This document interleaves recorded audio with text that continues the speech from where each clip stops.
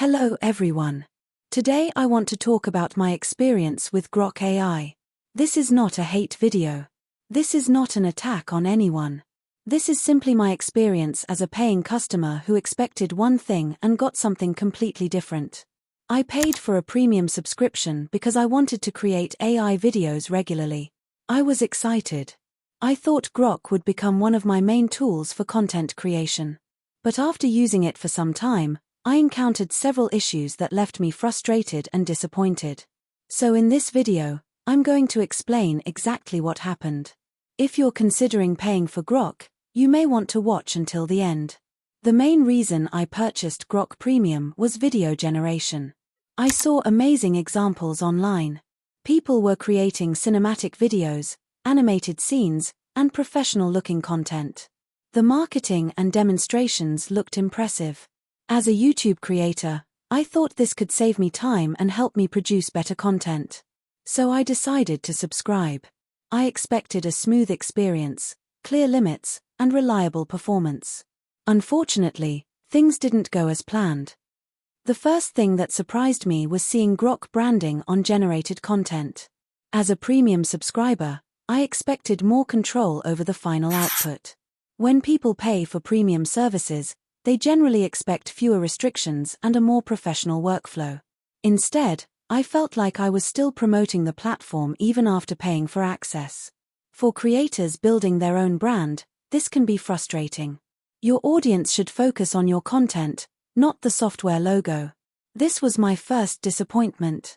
Not a huge issue by itself. But it was the beginning of a pattern. The second issue was much bigger. Video credits. When I subscribed, I had certain expectations about how many videos I could create. Then suddenly I felt like the available generation capacity was much lower than I expected. Some generations consumed more credits than anticipated. Higher quality videos used significantly more resources. 720p generations could consume a large portion of available credits. As a creator, this became stressful. Instead of focusing on creativity, I started calculating whether I had enough credits left. Every click felt expensive. Every experiment felt risky. And AI video creation requires experimentation. You don't usually get the perfect result on the first attempt. You need multiple generations, multiple revisions, multiple tests. When credits disappear quickly, the creative process becomes much harder. I found myself spending more time managing credits than creating videos. Problem 3.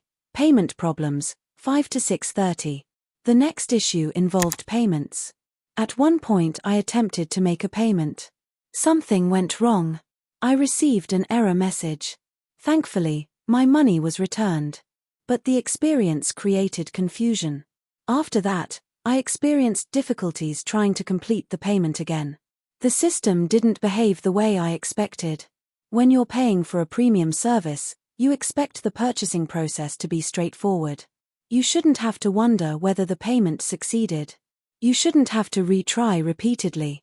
These kinds of problems reduce trust in the overall experience. Then came one of the most frustrating problems. Video length inconsistencies. Sometimes I would select a longer duration. For example, I would choose a certain length expecting a full video. But the generated result felt shorter than expected. Other times, outputs seemed inconsistent. As a content creator, timing matters. If I ask for a specific duration, I want the generated video to match that duration as closely as possible. When you're editing multiple scenes together, every second counts. A few missing seconds can completely disrupt your workflow. Instead of focusing on storytelling, you're forced to regenerate scenes repeatedly. That means more time, more effort, and potentially more credit usage. For me, the biggest issue wasn't any single bug. Software bugs happen. Platforms evolve.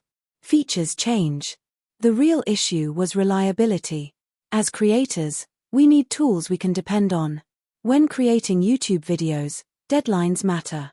Consistency matters. Predictability matters. If a platform changes limits, experiences glitches, or behaves inconsistently, creators lose confidence. And confidence is extremely important when you're paying for a service. Will I stop using Grok completely? Not necessarily. Grok has some impressive capabilities. The technology itself is exciting. But my experience has shown me that creators should research carefully before depending entirely on any AI platform. No AI tool is perfect. Every platform has strengths and weaknesses. My goal with this video is simply to share my experience so other creators know what to expect. If you've had similar experiences with Grok or other AI video generators, let me know in the comments. I'd love to hear what worked for you and what didn't. Thank you for watching. And I'll see you in the next video.